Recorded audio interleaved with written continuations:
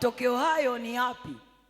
Unaposema matokeo makubwa, ina maana ni miujiza itendeke, ni watu wafunguliwe, ni watu waponywe magonjwa sugu, ni watu waondokane na matatizo sugu, lakini watu wafunguliwe kiuchumi pamoja na kiroho na kimwili.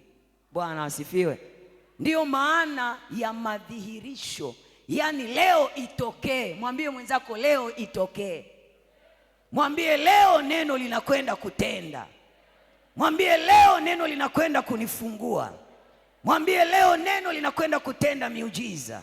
Mwambie leo neno linakwenda kufanya maajabu katika jina la Yesu. Na kama uko pamoja na mimi, mpigie Bwana makofi mengi. Unajua, wacha niwaambie wana wa Mungu, sisi tuliokoka tumezoeaga kujikausha kanisani. Yaani una matatizo 103, lakini unajikausha kama vile hakuna kilichotokea. Unapokuja mbele za Mungu kulithibitisha neno lake, wewe jiachiage, mwambie Bwana nikague katika jina la Yesu. Mwambie Bwana neno lako linikague. Hata kama kuna tatizo lililofichika, wewe ndiye unajua. Hata kama kuna adui aliyechimba shimo mbele yangu, mimi sijui, wewe unajua. Neno lako linikague. Hata kama kuna jambo ambalo limekusudiwa baya kwenye maisha yangu mwaka huu, mimi sijui, bali neno lako linajua. Unapokuja mbele zake, mwambie Bwana nikague leo. Bwana ingia ndani yangu leo. Bwana nitendee leo, ili mathibitisho makubwa ya neno la Mungu yakaonekane katika jina la Yesu. Wanaonielewa piga kelele shangwe. Wacha nikwambie, Mungu aliye hai ambaye ni neno huwa anatenda kila itwapo leo. Kila leo anafanya, lakini tofauti ni kwamba hatendi kama jana, hatendi kama juzi, hatendi kama mwaka jana. Yeye ni yule jana, leo na hata milele. Lakini akiamua kutenda leo, lazima ushangae, lazima maadui washangae, lazima marafiki washangae, kwa sababu Mungu wetu anashangaza. Mungu wetu hajawahi kuwa wa kawaida. Yeye anashangaza, anatenda kwa mshangao na mshangazo katika jina la Yesu. Wanaonielewa piga kelele kwa Bwana. Sikiliza niwaambie, nyakati za kujikausha haziko. Jikaushe kwa rafiki yako, jikaushe kwa mume wako, jikaushe kwa nani wako, lakini kwa Mungu tunajiachiaga ili atukague, ili aondoe magonjwa yaliyopandwa ndani yetu, ili aondoe vifungo vya siri, ili aondoe mashimo yaliyotukamata, ili arejeshe vile ambavyo adui ameiba kwa siri, virejee katika jina la Yesu. Sema amina. Bwana asifiwe. Bwana asifiwe. Unapokuja hapa mbele, usimwangaliage mzee wa kanisa na yeye ana matatizo yake 300. Ukiniangalia mimi ndio umechanganyikiwa kabisa.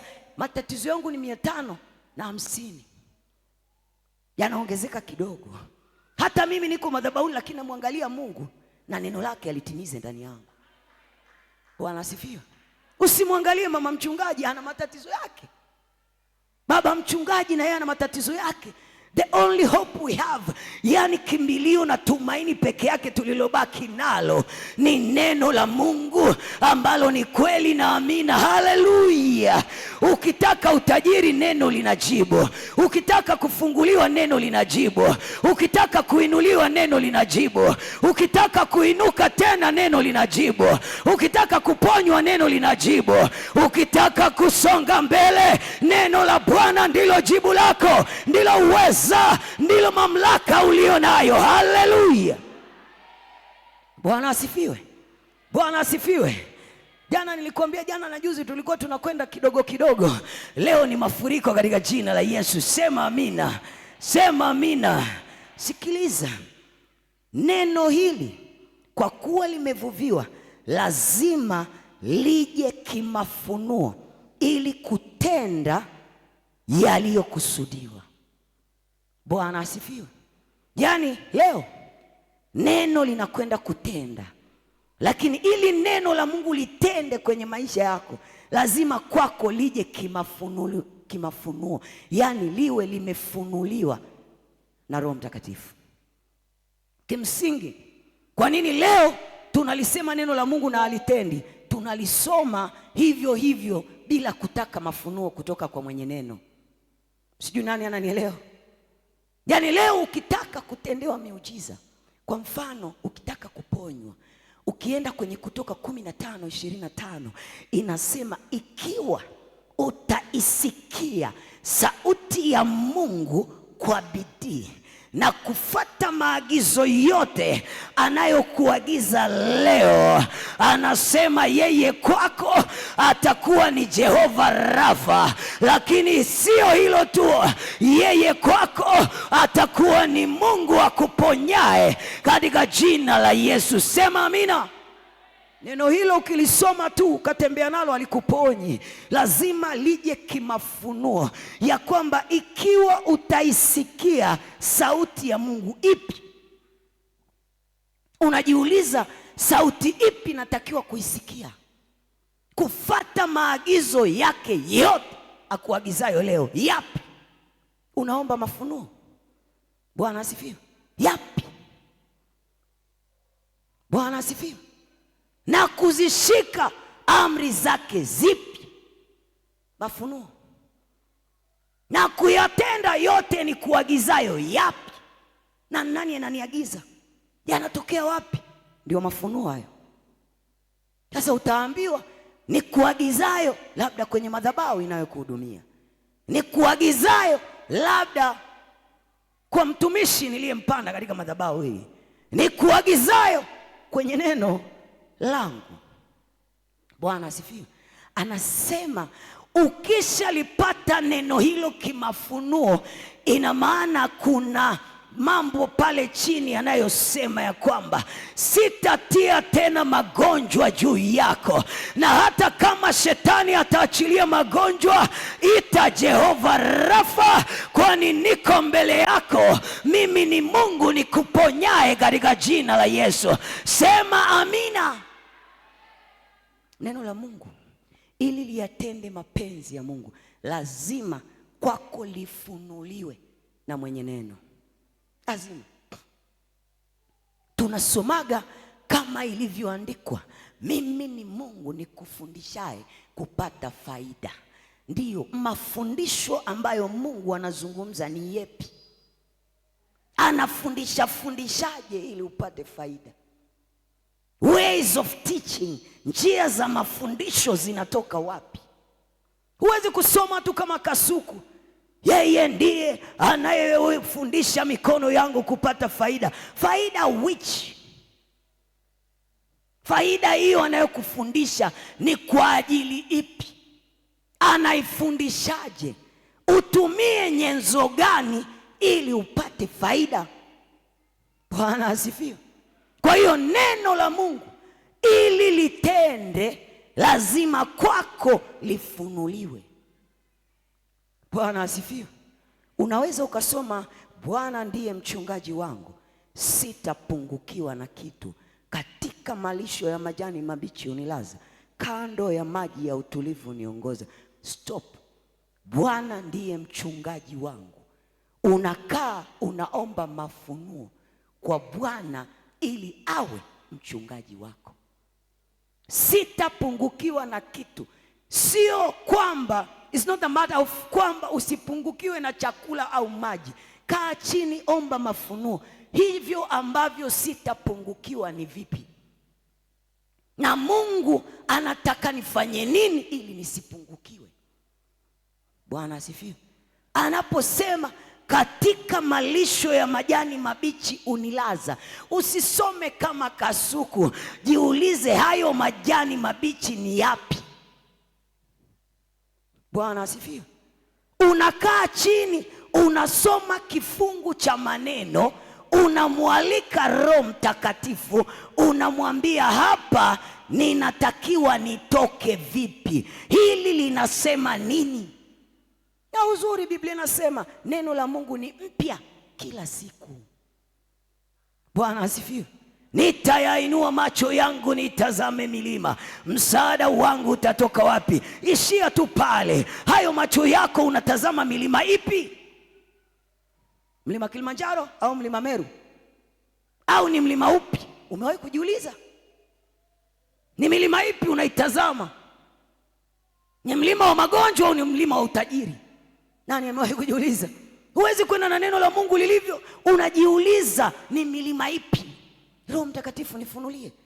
Na hiyo sio kwa kanisa, binafsi yako. Ni mlima upi unainua macho utazame? Msaada wangu utatoka wapi? Ni msaada upi unaohitaji kwenye jambo hili? Sio msaada tu, upi? Nahitaji msaada gani? Alafu anasema msaada wangu utatoka katika Bwana aliyezifanya mbingu na nchi. Ni msaada gani Mungu anakwenda kuachilia? Na wewe unahitaji msaada gani? Lazima upate mafunuo. Jamani, wangapi wananielewa? Wangapi wananielewa? Kwa hiyo ili neno la Mungu litende ama liwe katika utendaji, lazima kwako liwe kimafunuo. Bwana asifiwe. Wangapi wanajua neno la Mungu limevuviwa? Na amelivuvia nani? Roho Mtakatifu. So unaposoma neno, mwalike Roho Mtakatifu akufunulie unachokisoma. Kuna mtu akisimama akisoma Zaburi ya 23 inafanya kazi kwenye pito analopitia. Lakini ukipita kwenye pito kama la kwake, akikwambia soma Zaburi ya 23, hakuna kinachotokea. Umewahi kujiuliza ni kwa nini? Yeye alisoma Zaburi ya 23 kwa kuomba mafunuo kwa jambo analopitia. Lakini wewe ulikopi na kupesti kwa kumsikia ukasoma Zaburi ya 23. That is the difference. Hiyo ndio tofauti. Kwa mfano, mimi nikikuombea hapa, ninaomba kulingana na neno la Mungu lakini kimafunuo. Lakini wewe unaweza ukafika ukamwombea mtu huyo huyo ukashangaa hamna kinachotokea. Kwa sababu wewe umefanya kwa kuona amefanya, lakini mwingine amefanya kulingana na ufunuo alioupata wa neno la Mungu. Ndiyo maana matokeo yanakuwa makubwa katika jina la Yesu. Sema amina. Si mnaambizanaga, unajua mwenzako, ili nitoa Zaburi ya 50, ili nitoa, jitahidi, hebu ujaribu na wewe. Kwa huyo haitafanya kazi. Kwa huyo haitafanya kazi kwa sababu wewe ulipokuwa ukiomba, uliomba ukapewa mafunuo ya hiyo Zaburi. Na ulipoomba ikakutoa kwenye hilo jambo. So huyu unapomwambia omba na Zaburi ya 50, amekusikia wewe anaomba kwa Zaburi ya 50 lakini hana mafunuo ya hicho anachopitia kupitia Zaburi ya 50. Wangapi wananielewa? Wacha niwaambie, hakuna mkate mgumu mbele ya chai. Yaani hakuna tatizo aliloumbiwa mwanadamu, hakuna ugonjwa alioumbiwa mwanadamu, hakuna mateso alioumbiwa mwanadamu. Kwa Mungu tunayemwabudu yote yanawezekana. Ni sisi kutokujua nafasi ya neno la kwake, nafasi ya Mungu ama neno lake ndani yetu. Bwana asifiwe. Utendaji wa neno unatoka ndani ya mtu, sio kitabuni. Yaani ili leo neno la Mungu liyafanye mapenzi ya Mungu, ni lazima liwe linatoka ndani yako. Kwa mfano, Biblia yangu inasema katika kile kitabu cha Efeso 6:12 ya kwamba vita vyetu sisi sio juu ya damu na nyama, bali ni juu ya falme na mamlaka. Yaani nikiwa naongea ni kama kuna mtu namwambia, alafu kinywa changu kimejaa mamlaka, alafu neno linavyotoka linatoka na nguvu. Shetani akisikia hivyo anasogea pembeni, anajua huyu amekusudia ya kwamba hivi vita vitapigwa na ushindi ni lazima katika jina la Yesu. Sasa unasema, unajua imeandikwa katika Efeso 6:12, vita vyangu mimi sio juu ya damu na nyama, bali ni juu ya falme na mamlaka. Mungu nisaidie. Amnaga. Mungu huwa anatusaidia automatically. Lakini unapokwenda kwenye application ya the word of God, unapokwenda kwenye application ya neno la Mungu, unalisema kwa uhakika na ujasiri, kwa sababu unajua linatoka na halirudi bure, linakwenda kuachilia majibu ya maswali yako katika jina la Yesu. Sema amina. Unajua ni kwa nini saa nyingine unakemea pepo toka hatoki? Ni kwa sababu haitoki huku huko kimkakati. Viongozi jamani, sogeeni tusaidiane, alafu anasogea hamna kitu ndani yake, toka toka. Pepo anaambia wewe nani? Wewe nani unasumbua? Hakuna kitu kinapomogopesha shetani kama neno kukaa ndani yako. Hakugusi. Hakugusi. Bwana asifiwe. Wengi mnamfahamu mwanasheria msomi yuko gerezani. Anaogopwa yule. Sheria imekaa huko. Yaani ukikaa hivi akishika kitabu hiki anajua kwamba kinataka kueleza nini. Anamteteaje mtu? Shetani mwenyewe anawaogopa tu watu waliojaza neno la Mungu ndani yao. Anajua akija na ugonjwa anamwambia ya kwamba akusamee maovu yako yote na akuponya magonjwa yako yote. Anajua akija na jambo lolote anaambiwa utajiri na heshima viko mikononi mwa Baba na mimi ni mrithi wa ufalme wa mbinguni. Akija na mambo ya aibu anajua ya kwamba nimekukimbilia wewe Bwana ili nisiaibike milele. Kwa haki yako uniponye, unitegee sikio lako na unijibu. Akija kwenye mambo ya dhambi unasema Bwana nimekuja mbele zako, ninajua neema na rehema ziko juu yangu katika jina la Yesu. Haleluya. Hamna kitu inamtisha shetani kama hiyo. Hata ugonjwa unakimbia. Unakimbia. Hii sio size ya ugonjwa. Humu ndani ya huu mwili sio eneo la ugonjwa, ni eneo la Mungu mwenyewe. Bwana asifiwe. Bwana asifiwe. Jamani, Bwana asifiwe. Ukijaza neno shetani anaogopa, kwa sababu anajua atapata kitu inauma. Akija kwa watoto wako anasema tuone, si unaomba sana. Hao watoto ona wanapotea, unasema watoto wangu watafundishwa na Bwana katika jina la Yesu. Sema amina.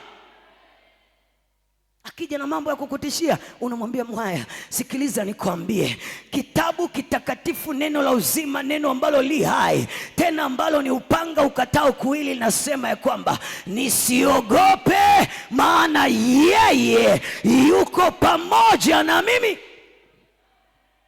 Uko hospitali umewekewa drip huku na kule, unaanza kujiuliza nitakufa. Hakuna kitu cha namna hiyo. Unamwambia shetani, wacha nikwambie, Mungu wangu anasema ya kwamba hafi mtu eneo hili, bali nitaishi niende Penueli nikawaambie Mungu ametenda katika jina la Yesu. Sema amina. Sema amina. Sema amina.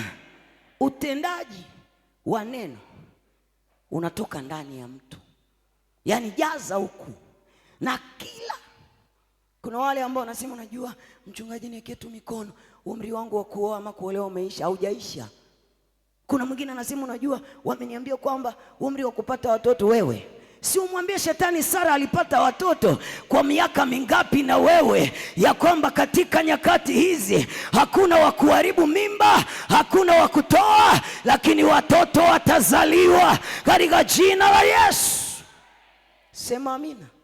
Yaani hakuna kitu shetani anaogopa kama unapomringishia na neno.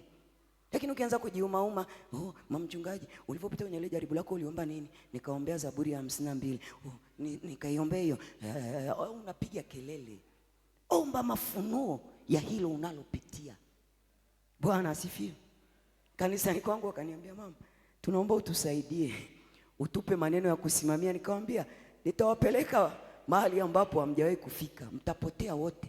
Neno la kusimamia tafuta wewe. Hicho unachopitia sikijui. Nikikupa neno la kusimamia mimi saa nyingine ni rehema tu za Mungu, lakini soma neno, pata neno la kusimamia kwenye hilo jaribu lako. Bwana asifiwe. Sikilizeni. Kuna haya matatizo sugu ya ndoa. Nasema jamani, tumlete mwalimu atufundishe kwa habari ya ndoa. Sikilizeni, muombeeni Roho Mtakatifu awafundishe kwa habari ya ndoa zenu. kwa sababu uzoefu wa ndoa ya mama mchungaji sio uzoefu wa ndoa yako. Yeye akikupa mfano amekupa ndoa yake, lakini huo uzoefu hautafanya kazi kwenye ndoa yako. Bwana asifiwe. Unapokaa mahali unasema jamani, muiteni atusaidie, muiteni Mungu. Ita neno la Mungu likusaidie, ita uweza kutoka juu usaidie ndoa yako ipone katika jina la Yesu. Sema amina. Tunawekaga tu vipindi hivyo vya ndoa ili msiwe bored, lakini ukweli ni kwamba neno la Mungu linajibu ya hiyo ndoa yako. Bwana asifiwe. Ukikaa ukipata mafunuo, unaweza ukafanya jambo na ndoa yako ikapona. Bwana asifiwe. Sasa haya sio mafunuo. Ni wakati niko na mume wangu, sio ni hapa nilishawahi kushuhudiaga. Wakati sijaokoka, yani ndo niko huko, ndo nimeingia. Wamama wakanikalisha kikao, wakanidanganya. Wakaniambia, ili mwanaume asitoke nje ya ndoa, mtishie. Nikasema namtishiaje? Wamenifundisha. Ni mdogo maskini, niliingia kwenye ndoa sio na miaka 19, sio 20. Sasa wakanikalisha kikao. Jamani nyie, ndoa, mwalimu wa ndoa ni Mungu mwenyewe. Nikaambiwa, ili asitoke mtishie. Unajua na wewe vile ulikuwa mzuri nyie. Si unaona sasa hivi nimeshazeeka lakini bado niko pale pale. Bomba.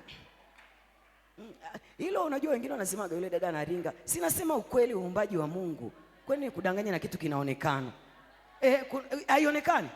Wewe kama unakasirika lakini inaonekana. Na umri huu nibidi lakini bado ninadai. Kuna watu wamekuja pale kanisani wanauliza mchungaji, una mtu? Nikamwambia ninaye, yuko mbinguni. Bwana asifiwe. Sasa wakaniambia, ukiwa nyumbani nilikuwa nikivaa kanguo, vile vinguo vina mikono hivi. Aisee, ukinikuta hivyo utafikiri nimechorwa.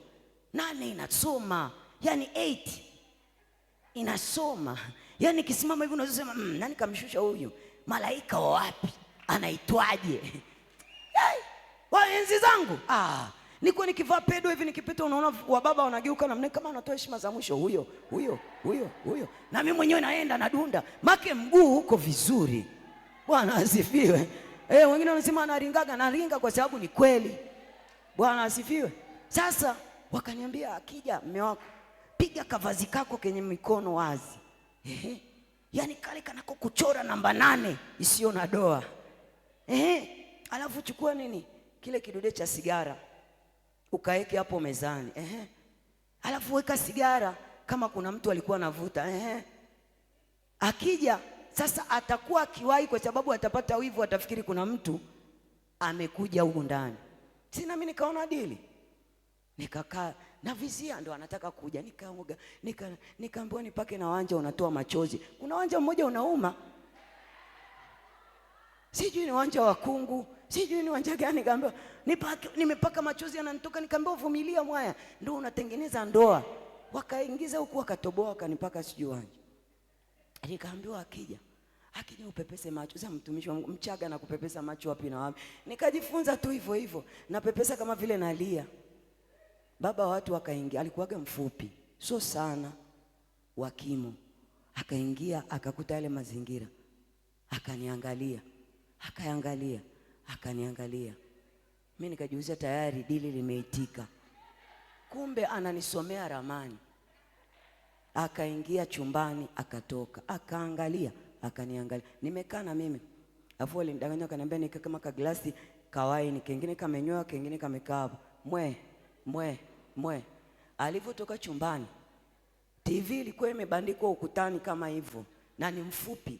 Alichukua TV akaikumuta kutoka ukutani, ndio anataka kuimalizia kichwani. Bwana. Nikapiga magoti nikamwambia, baba nisamee. Sijafanya chochote, nimedanganywa. Nani amekutuma ufanye hivi? Niambie nani alikuwa. Nikwambia hakuna mtu. Yani ameshikilia TV. Yani akidondosha hapa kichwani nafa. Niko chini nasema, Mungu niokoe. Ukiniokoa hapa sitarudia tena. Akaniambia yajieleze. Nikasema najieleza baba. Nikamwambia ni pamoja na mshenga wetu wa ndoa. Alinikalisha chini akaniambia 1 2 3 4 5. Akaniambia yani leo nilikuwa nikumalize. Nilikoma. Kwa maana hiyo, hayo mafundisho unayofundishwa ya hiyo ndoa yako, hamna mafundisho sahihi sana. Ndoa yako ni yako, ila Mungu mwenyewe ndiyo fundi wa ndoa yako, katika jina la Yesu. Sema amina. Sasa nataka leo niingie kwenye neno katika utendaji, kufungua vifungo mbalimbali. Sema amina. Watu wamefungwa, ni kweli? Ni kweli.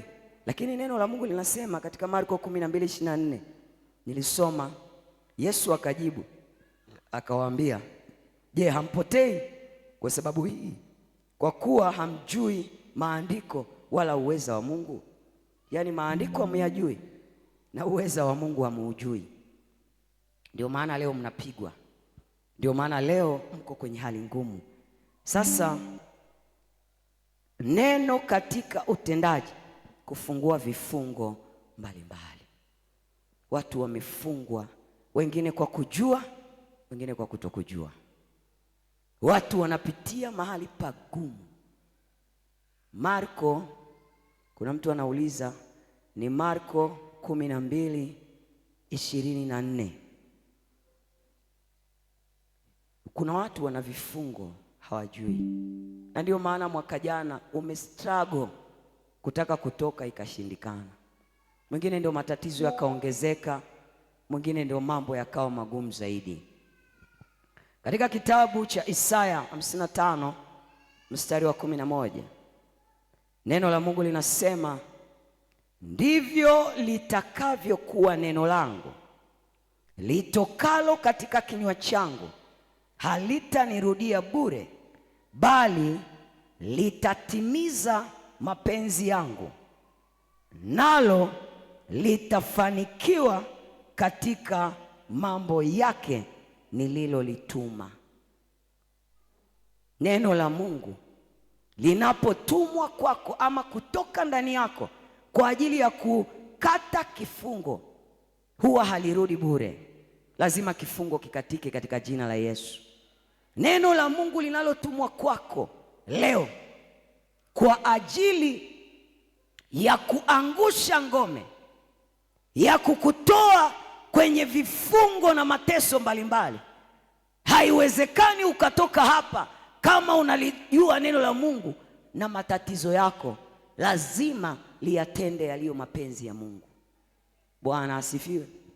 Sasa katika andiko hili neno linafanya mambo mawili. Jambo la kwanza, kutimiza mapenzi ya Mungu kwa mwanadamu. Neno la Mungu linalofundishwa mahali hapa, unalolisoma katika Biblia takatifu, kazi yake ya kwanza ni kutimiza mapenzi ya Mungu kwa mwanadamu. Hakuna sababu ya kukanyaga mafuta, hakuna sababu ya kwenda kwa mtume na nabii, hakuna sababu ya kutabiriwa. Neno la Mungu pekee linaposhuka liko kwa ajili ya kuyatenda mapenzi ya Mungu. Lakini namba 2, kufanikiwa katika mambo yote. Ukisoma hilo andiko, anasema halirudi bure, linayatimiza mapenzi yangu na kutimiza ama kufanikisha yale yote ambayo nimelituma kwalo. Ukisoma neno la Mungu kwa habari ya uponyaji, halirudi bure, linatimiza uponyaji ndani yako. Ukisoma neno la Mungu kwa habari ya kuinuliwa, halirudi bure, lazima litimize lile kusudi ambalo Mungu amelituma kwalo. Unaposoma neno la Mungu ama kuomba kupitia neno la Mungu kwa habari ya mwenzi, kwa habari ya kuoa ama kuolewa, kwa habari ya chochote kile, linapokuja halirudi bure, lazima mwenzi apatikane katika jina la Yesu. Sema amina. Kwa hiyo yako mambo mawili, kutimiza mapenzi ya Mungu kwa mwanadamu, lakini kufanikiwa katika mambo yote. Kitabu cha Waebrania 4:12 ambacho tumesoma pia jana, anasema maana neno la Mungu li hai ili liyatimize mapenzi ya Mungu na kufanikiwa katika mambo yote. Neno la Mungu li hai, tena lina nguvu, tena lina ukali kuliko upanga uwao wowote ukatao kuwili, tena linachoma hata kuzigawanya nafsi na roho na vifungo na viungo na mafuta yaliyomo ndani yake, tena li jepesi kuwatambua mawazo na makusudi ya moyo. Hayo mambo mawili ambayo ni kazi ya neno, kutimiza mapenzi ya Mungu na kuja kutimiza yale yote ambayo Mungu amelituma kutimiza, yanaashiria kwamba neno la Mungu li hai, tena ni moto, tena lina nguvu. Kwa lugha nyingine, ukiomba kupitia neno la Mungu hakuna kinachoshindikana, ili mradi neno liwe linatoka ndani yako. Jamani, haleluya, haleluya. Ili neno litende na kufungua, ni lazima ulisome na kulielewa kimafunuo. Ili neno litende leo, unaposoma hiyo Biblia yako, lazima ulisome na kulielewa kimafunuo. Utapata maarifa ya kimungu. Usisome kama kasuku. Lakini namba 2, ili neno litende na kufungua, ruhusu liishi ndani yako.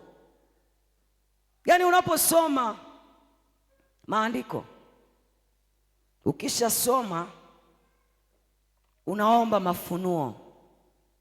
Sawa jamani? Mungu hapa ulikuwa una maana gani kusema hivi? Hili ni neno lako na ni wewe. Likishapata mafunuo, ruhusu hilo neno likae ndani yako, yaani liishi humu. Bwana asifiwe. Ruhusu hili neno litunzwe moyoni mwako. Na ndio maana jana tukaomba kuondoa vitu vyote vilivyoko moyoni, tuache nafasi ya neno la Mungu. Wakati mwingine unaweza ukasoma neno halikai moyoni mwako kwa sababu moyo umejaa watu, umejaa matatizo, umejaa madeni, umejaa vitu mbalimbali. Sasa ili neno la Mungu litunzwe ndani yako, ndani ya moyo wako, lazima kujithibitishia na kujihakikishia moyo wako uko wazi, hakuna kitu. Sikiliza, jana nilikuwa nawaombea watu hapa. Hakuna kitu kigumu kama kusamehe mtu ambaye unajua amekufanyia kitu labda kwa makusudi. Inauma, inauma. Labda niwatolee mfano. Nilikuwa kwenye huduma, nikatoa nafasi ya mtu kuniona. Dada mmoja akaja, tukazungumza. Wakati anazungumza, nikamwambia hebu subiri kidogo, umeumizwa sana. Akasema, akaanza kulia. Nikamwambia una jambo? Akasema sio hilo lililonileta. Lililonileta ni kwamba nimeathirika. Nikamwambia ndio, tuliache la kuathirika, umeumizwa sana. Akasema ni kweli. Nini shida? Akasema kuathirika huku nimeletewa na mume wangu makusudi. Nimeumia sana. Kwa nini? Alijua anatembea na watu walioathirika akaniambukiza. Nikamwambia sasa, mimi sina nguvu ya kukuombea uponyaji, nina nguvu ya kukuambia kazi moja, msamehe, mtoe huyo kwenye moyo wako. Alilia kama masaa 2, analia, mafua yanatoka, analia na garagara, analia, anasema mchungaji, hapana, siwezi, nimekuwa mwaminifu, ni mume wangu wa kwanza, sijawahi kutembea na mwanaume mwingine, kwa nini anifanyie hivyo? Nikamwambia sikiliza, yaani fanya ufanyavyo, msamehe. Yaani msamehe, mtoe kwenye moyo wako. Mimi sikuombei uponyaji, lakini najua kitu Mungu atafanya. Amelia akasema, anakaa anasema mchungaji, hapana, haifai. mchungaji, haiwezekani, mchungaji, haiwezekani. Hapana. Na nimemwambia nilivyotoka kupima, akaniambia nilifanya hivyo makusudi. Nilijua, na sio tu kwamba nimeathirika, hata niliotembea nao wengine wamekufa. Fanya hivyo makusudi, ili sasa hata nikifa usiende kukaa na mwanaume mwingine tena. Nikamwambia, sasa mwanangu, kuna jambo moja tu la wewe kufanya, na hapo ndipo shetani alipokushikilia, kumsamehe huyo baba na kumtoa moyoni. Nilikuwa na semina kama hivi, akaniambia, mchungaji, naenda, nitakuja tena. Kesho yake akaja akaniona, mchungaji, nimejitahidi, nimeshindwa. Nikamwambia, uwezi, anza kumwomba Roho Mtakatifu akusaidie kumsamehe. Siku ya pili akang'ang'ana, akasema, mchungaji, hapana. Siku ya tatu nahubiri kama hivi, nikamsikia kaachia ukunga. Kapiga ukunga, kila mtu akashtuka. Alafu akasema, asante Yesu, asante Yesu. Baadaye anasema, nilikuwa nasikia moyo unatoka. Yaani kuna kitu kilikuja kikashika moyo wangu kama kinautoa. Sasa wakati nang'ang'ana, naambiwa, leo unakwenda kumwachilia na kumsamehe mume wako. Kwa hiyo kelele nilizopiga ni maumivu yalikuwa yanatoka. Mchungaji, nikwambie, kuanzia leo yule baba nimemsamehe. Nikamwambia, kusamehe ni jambo moja, kusahau. Akasema, kwa kilichonitokea nimemsamehe, na ninajua Mungu ameachilia neema ya kusahau. Nikamwambia, binti yangu, nikwambie kitu, hayo ni mafunuo. Nikamwambia, sasa kabla sijaondoka, nenda hospitali kapime damu, uniletee majibu. Sikumwombea wala sikumwekea mkono. Nikamwambia, nenda kapime, ulete majibu. Akaondoka, ameenda kupima, hakuamini alichokiona. Anapima, anaambiwa hakuna chochote. Akahamia hospitali nyingine, akaambiwa hakuna chochote. Akahamia ya tatu, akaambiwa hakuna chochote. Akaja na form 3, akaniambia hakuna chochote, lakini mchungaji, bado siamini. Nikamwambia, nenda tena na tena. Kwa nini? Kwa sababu aliamua kumtoa mtu kwenye moyo wake, akaruhusu neno ambalo li hai likaingia na likaondoa virusi, na yeye ni mzima katika jina la Yesu. Sema amina. Ukishikilia watu moyo ni kwa hasira yako, hutapona, hutafunguliwa. Toa watu kwenye moyo wako, tupa kule. Bwana asifiwe. Mimi kwenye historia yangu ya utumishi ni mtu niliyeumizwa sana. Mungu akanifundisha kuwatoa watu kwenye moyo. Natoka nimewatoa mimi, nasongaga mbele tu namna hii. Huwa nawashangaza tu. Kwa nini? Neno la Kristo ndio limejaa kwa wingi ndani yangu. Sina nafasi ya kumweka mtu kwenye moyo wangu. Nina nafasi ya kumweka Kristo ili atende katika jina la Yesu. Sema amina. Jamani, wangapi wameelewa? Ruhusu neno liishi ndani yako, litunzwe moyoni mwako. Neno la Kristo na lijae kwa wingi ndani yenu. Lakini jambo lingine, likiri kutoka moyoni. Sio uliweke tu moyoni, kiri, imba. Mwaka jana kanisa lile changa tulikuwa na kauli mbiu, yani mwaka wa kuheshimishwa na Bwana. Wakaanza kuimba, nikawafundisha waimbe, wakiri, wakatunga nyimbo, wakatunga mapambio, wanaimba. Ni mwaka wa tulipomaliza mwaka, nani hajaheshimishwa? Yani kila mtu anakuambia, nilikuwa pale, Mungu amenipeleka hapa, nilikuwa pale, Mungu amenipeleka hapa. Na kanisa letu nalo likaheshimishwa. Juzi tunamshangilia Bwana ametupa ofisi ya viwango, kwa sababu ameamua kututoa mavumbini na kutuketisha na wakuu. Kwa hiyo unapoliweka neno la Mungu ndani yako, liimbe, likiri, liseme. Ukilala amka, ukikaa amka, ewe likiri, sema. Kuna mtu anasema, unajua nikwambie kitu, mimi si wa chini, ni wa juu. Amemaliza. Kiri. Ukiamka sema, mimi si wa chini, mimi ni wa juu. Sitakufa bali nitaishi. Zungumza. Sema. Hata kama unajua kabisa wachawi wamekuzunguka, amka, kiri neno la Mungu. Bwana asifiwe. Sema. Mtu anasema, unajua nimemwachia Mungu. Mungu ana kazi nyingi. Wewe angalie Geita, angalie kule niliko, angalie kwa Wachaga, kwa Wasukuma, ana shughuli nyingi. Amekupa akili na utashi. Kiri neno la Bwana, liimbe, liseme. Bwana asifiwe. Bwana asifiwe. Likiri. Sasa leo tunakwenda kulikiri neno la Bwana. Sasa tunakwenda kwenye maombi ya kutamka. Wacha nikupe angalizo kidogo. Tunakwenda vizuri, hatuogopi. Zaburi 107 mstari wa 20 nasema, hulituma neno lake kuwaponya, huwaponya, huwatoa katika maangamizo yote.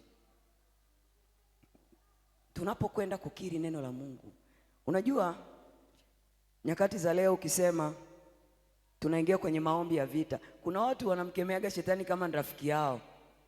Yaani hawahitaji neno la Mungu kwa mamlaka wala kwa ujasiri. Toka kwa jina la Yesu, toka. Ukimwambia sangine toka. Toka, amna. Mihayo weka pembeni. Weka pembeni. Ndugu zangu, nawafundisha hapa kidogo. Hatuishi maisha yetu. Tunaishi maisha ambayo hatukupangiwa tuishi. Sasa unamchekea shetani, amekuwa nani wako? Mama mkwe wako? Bwana asifiwe. Unapoingia kwenye maombi, ingia kimkakati, vaa sura ya kazi, tumia neno. Bwana asifiwe. Tumia neno, omba kimkakati. Biblia yangu inasema katika Isaya 42, lakini watu hawa ni watu walioibiwa na kutekwa, wote wamenaswa katika mashimo, wamefichwa katika magereza, wamekuwa mawindo wala hapana aokoaye, wamekuwa mateka wala hapana asemaye rudisha. Hakuna aokoaye, yuko ni neno la Mungu. Hapana asemaye rudisha, kwa mamlaka una uwezo wa kurudisha katika jina la Yesu. Bwana asifiwe. Na ni kweli ndani ya kanisa watu wameibwa. Hata kanisa limeibwa, tunakaa kanisani kama kitengo. Tumeshaibiwa. Ndio maana mtu anakuja ibada ya pili. Nyinyi sijui kama mna ibada ya pili. Labda inaanza saa 4. Anafika tu kwenye kiti analala. Halikuwa wapi? Umechelewa kuamka. Unakuja kanisani unalala. Tayari umeibiwa. Kuna mtu anakuja hapa kanisani saa ya sadaka, utafikiri anatafuta sijui kitu kimemng'ata. Ameibiwa. Yaani anatoka nyumbani mpaka anakuja kanisani ajue anaenda wapi. Kwenye andiko hilo kuna mambo 5. Jambo la kwanza, na yatakuwa maombi yetu siku ya leo, watu walioibiwa na kutekwa. Lakini jambo la pili, wamenasa katika mashimo. Jambo la tatu, wamefichwa katika magereza. Jambo la 4, wamekuwa mawindo, na jambo la 5, wamekuwa mateka. Yako mambo 5 kwenye andiko hili. Sasa nakwenda kwa haraka. Ukisoma katika kitabu cha waraka wa kwanza wa Yohana sura ya 3 mstari wa 8b, anasema kwa kusudi hili mwana wa Mungu alidhihirishwa ili azivunje kazi za ibilisi. Yesu ni Mungu, na kama Yesu ni Mungu, neno ni Mungu. Kwa lugha nyingine, kwa kusudi hili neno lilidhihirishwa, ama neno lilitujia ili kuzivunja kazi za adui. Wakolosai sura ya 1 mstari wa 13, Biblia inasema naye alituokoa katika nguvu za giza, akatuhamisha na kutuingiza katika ufalme wa mwana wa pendo lake. Naye nani? Neno. Neno lipi? Mungu. Mungu alifanya nini? Alimtuma mwanaye. Bwana asifiwe. Alituokoa, akatuhamisha na kutuingiza katika ufalme wa mwana wa pendo lake. Sasa kuna hayo mambo niliyotaja, nitataja mawili, kesho tutaendelea kama muda wangu utaniruhusu. Jambo la kwanza ni watu walioibiwa na kutekwa. Hawa ni watu gani? Japokuwa mtu anaweza kujiona yuko sawa, lakini kiroho wanaweza kuwa wameibiwa na kutekwa na mawakala wa shetani. Yaani Unaposema watu hawa wameibiwa na kutekwa, kwa tafsiri nyingine unaweza ukawa unatembea unajiona uko sawa, lakini kumbe shetani amesha kuibia, umebaki empty. Mawakala wa shetani wameshachukua nafasi. Unaweza ukakaa kanisani unasinzia, alafu unajiuliza hivi, nini kimetokea? Ulishaibiwa uchaji wa ibada, ulishaibiwa shauku ya kumtaka Bwana, ulishaibiwa kila kitu ambacho ungekipata hapa kanisani na mawakala. Si mnasikiaga siku hizi wanasema kuna mawakala wamevamia kanisani, wanachukuaga kila kitu. Unashangaa tu mtu anapiga miayo tu mpaka ibada inaisha. Wakati mwingine, kwa nini leo hii asilimia kubwa ya watu wanakuja kanisani wanaomba maombi kwa habari ya ndoa zao? Ndoa nyingi zimeshaibiwa, wanaishi tu wawili lakini ndoa hamna. Kwa sababu gani? Ndoa ilikusudiwa na Mungu iwe kama paradiso hapa duniani. Ndoa yenye migogoro kila siku, watu hawaangaliani, watu hawakaagi vizuri. Tatizo, ndoa ilishaibiwa, wamebaki wao. Sijui nani ananielewa? Ndio maana leo unashangaa mwanandoa analala chumba cha watoto na mwingine analala huku, alafu anasema mchungaji tuombee, sijui shetani ameingilia pia. Ndoa yenu ilishaibiwa, kwa sababu kimsingi ndoa ni mahali pa kufurahiana. Kuna wengine wako makanisani, makanisa ya kiroho, wanapigwa kama punda, wengine wanafanyiwa vituko, alafu bado wanajua ndoa yangu. Ndoa ilishaibiwa. Unatakiwa leo usimame umwambie shetani kimkakati kupitia neno la Bwana ya kwamba lazima utarudisha ndoa yangu, utake usitake utaachia katika jina la Yesu. Una haki hizo. Wengine ni uchumba, umeibiwa. Kuna mtu anavalishwaga pete tu, yani anavalishwa pete inaachwa hapo mkononi, anaivua tena, anavalishwa nyingine, yani inamvua hivyo mpaka sasa ikafika mahali, kwa sababu uchumba umeshaibiwa, anakuwa anavalishwa pete kwenye ndoto. Yani uchumba hauko, ulishaibiwa, wewe unaishigi tu. Ndio maana anasema, unajua maisha yangu nashangaa mimi hawanioi. Hakuna uchumba, umeshaibiwa. Na wengine wakatokea watu, sijui hawa vijana wa kiume, yani mimi natafuta fimbo pale kwangu, nimejenga kale ka ofisi kule ndani, kuna kichumba kiko pale, hawajajua kazi yao. Mama mchungaji, kile kichumba pale cha operation asubuhi mmekuja na mavazi yenu, mnaingizwa pale mfanyiwe search, tuwacheki. Kama mtambo umeshazimduliwa, tokeni kanisani, nendeni mkafungie ndoa porini. Itakuwa mkorofi, lakini lazima watu waingie mbinguni. Sema amina. Kwa sababu gani? Unafika mahali unajua uchumba maana yake sio kwenda kuishi kama mtu na mke na mume, ni mkae kwenye utakatifu mpaka madhabahu itakapoachilia baraka juu yenu. Hasa anatokea tu mkaka amekaa na wewe amezunguka, wiki ijayo ndo anakuambia mtaweza kuwa nimeuziwa mbuzi kwenye gunia, nipe kwanza nihakikishe mtambo huko sawa. Na wewe ulishaibiwa saa nyingi, unaingia huko kimazoea, na hiyo ndoa utapigwa mpaka uitike abe. Hamna ndoa. Sijui ngapi wananielewa. Leo imekuwa matatizo ya ndoa kila mahali. Uchumba umeanzia kwenye matatizo. Mwingine wanakuchumbia, anakuambia unajua, yani nimekupenda, nataka nikuoe. Neno la mwisho hilo, utafikiri marehemu harudi tena. Yani hata ukijaribu kupiga simu yake unaambiwa user busy, amekublock. Ndoa uchumba ulishaibiwa.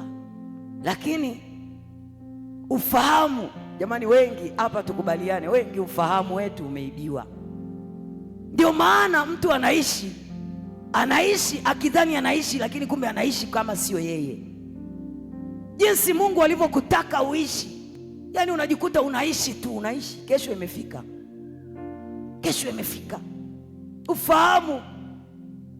Ndugu zangu, kati ya vitu ambavyo kanisa la kiroho lilikuwa linatakiwa kujivunia ni baraka.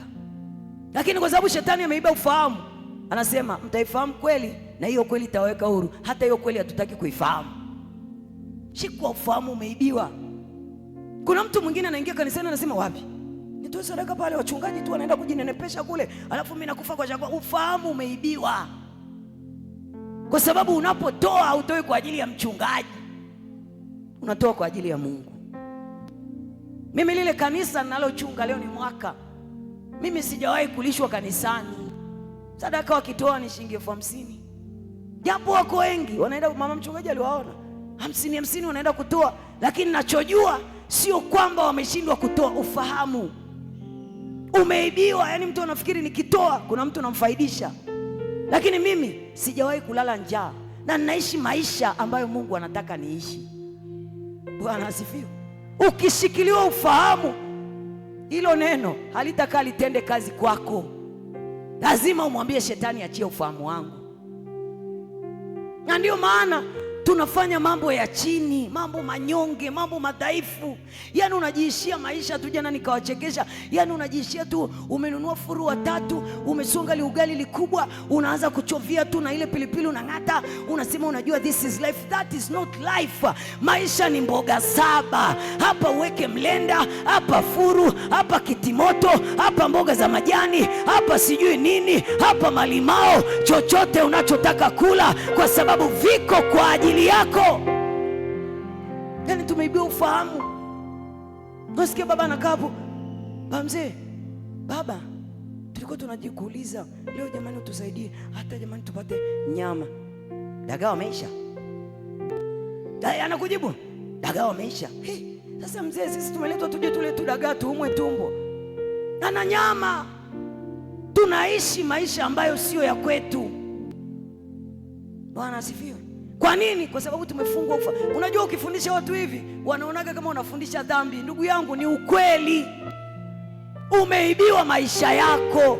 Unaishi maisha ambayo sio ya kwako. Mungu ametupa maisha ambayo yana utoshelevu, yana utajiri na heshima, yana faida, yana baraka za kimungu. Na Biblia inasema baraka za kimungu hazichangamani na huzuni. Bwana asifiwe. Unaishi maisha ambayo sio yako. Kila saa unajihurumia tu. Kila saa ukifika mahali niseme yaani mtu anafika hotelini, waita, utafikiri jasiri, walinyama shingapi? Yaani unaenda kuuliza walinyama shingapi hotelini? Agiza ule ulipe. Hayo maisha sio yako. Walinyama shilingi 2,000, sio 1,500. Umaskini. Mama anakwenda kama mama mchungaji, anapaki gari, anaingia sokoni, anamkuta kuna mama yuko pale. Natoa mfano, mama yangu amebeba mtoto mgongoni, anauza nyanya 5 shilingi 500, au nyanya 10 500. Alafu unainama pale na umepaki gari, umeweka mafuta, eti haipungui. Umaskini. That is not your life. Nunua hata kwa 1,000, msaidie na yule mtoto aliyeko mgongoni. Mimi na wewe tulipoumbwa tulikusudiwa tuwe matajiri. Sema amina. Sema amina. Yani unaenda sokoni, una hela, alafu akiuziwa anaambiwa nikuuzie shilingi. Mama ana shida na mtoto mgongoni, shilingi hata 300. Alafu anapewa 300, anatoa noti 10,000, ananunua fungu sijui 4, sijui. Wewe, that is not your life. Sisi ni watoto wa mfalme. Tumeumbwa ili kumiliki na kutawala. Sisi tumeumbwa tuwe matajiri. Sisi tumeumbwa tubadilishe ulimwengu. Sisi tumeumbwa ili tuwe watu wakuu katika jina la Yesu. Sema amina. Leo tunakwenda kumwambia shetani, achia fahamu zetu katika jina la Yesu. Yani achia, ishi, badilika kuanzia leo. Badilika, acha kuishi maisha ambayo sio yako. Wale wanaosafiri kama mimi, Mungu atubariki. Unaenda umekuta zile sabuni za kule nani guest, zile sabuni zimeandikwa Eva. Eti kwa sababu kila siku unaekewa, unaziweka kwenye begi, unaondoka nazo. Wewe unapeleka wapi? Umaskini. That is not your life.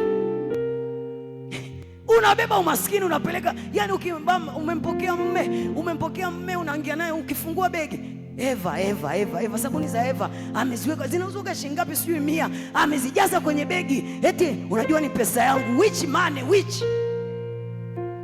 hayo sio maisha yako. Sema amina, sema amina. Mungu alituumba akitutazama atujivunie. Shetani amenyakua ufahamu wetu. Unaishi maisha ambayo sio yako, anza kuchukia. Kuna wengine unasuka nywele mpaka zinang'oka, amesuka nywele zinang'oka, yani rasta. Ukiangalia unasema ndugu yangu ameweka nini huko kichwani? Anakuambia namalizia pesa yangu. Wewe, that is not your life. Hizo ulizosuka kanyoe, fumua.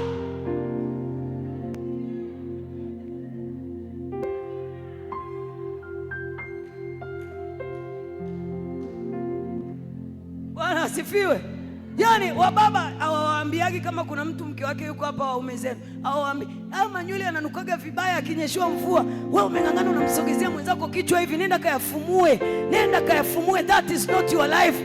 Usiwanyime wenzako usingizi. Maisha yetu ni ya starehe, maisha yetu ni maisha ya juu, mambo yetu ni mambo ya juu. Mungu ametukusudia mambo makubwa, mambo mazuri. Shetani anakwenda kuachia fahamu zetu katika jina la Yesu. Tafadhali usimwangalie aliyesuka nywele, tutaonana nao baadaye. Bwana asifiwe. Fahamu. Lakini vitu vingine unakuta uwezo wa mtu umeibiwa. Zamani unasikia tu anakuhadisia mchungaji, zamani nilikuwa nawezaga kufanya hivi, sasa hivi siwezi. Zamani nilikuwa naweza kuomba, siwezi. Zamani nilikuwa nikiendaga tu nikifanya biashara, siwezi. Umeibiwa. Leo tunakwenda kudai. Sema amina. Lakini jambo lingine, unakuta mwingine biashara imeibiwa. Anafanya biashara lakini haiko, imeibiwa. Yani kuna kipindi nilikuwa na supermarket kubwa. Kadri siku zinavyoenda nikiangalia mashelfu, nauliza watu wamepita wapi?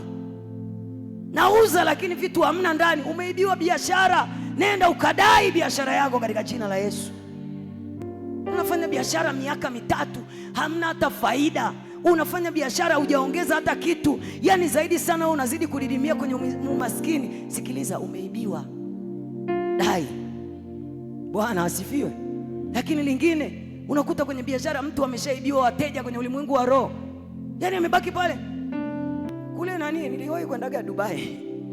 Zamani kuna kimkono kinafanyaga hivi. Unaweza ukafika dukani unakuta kimkono kinaita tu hivi. Hamna mtu.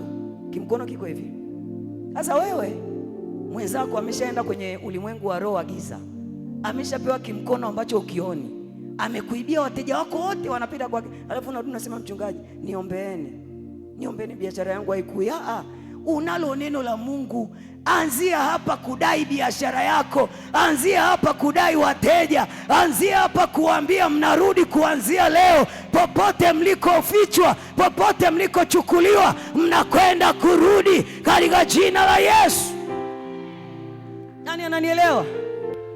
Sasa niliambiwa saa 12 tunamaliza, lakini leo mtanisamehe watumishi wa Bwana, kazi ni nzito kidogo. Mtanisamehe kidogo. Sikiliza. Wateja, wadai wateja wako. Na sio unakwenda mwingine unauza, wewe umekaa hapa, umeanza kuuza nyanya. Mwenzako anakuja tu yuko hapa anauza nyanya, hajaokoka wala nini, afu unasema, riski ni popote. Hamna riski ni popote, ni hapo ulipo. Ita wateja wako popote walikoibiwa, popote walikofichwa, warejee katika jina la Yesu. Sema amina. Lakini wakati mwingine ni mafanikio yako yameibwa. Unafanya kazi, unafanya biashara, yani hata kununua kiatu huwezi. Na mtu ajengi hata nyumba. Kuna mtu amenunua uwanja una miaka 10. Yani akipita anakuambia, unaona pale hizo nyasi unaziona pale? Ni uwanja wangu. Yani niliununuaga toka mwaka 2012 huko pale. Naendaga na uangalia. Ndugu yangu, ulishaibiwa mafanikio. Kwa nini ujengi? Uliununua ni maonyesho. Mafanikio.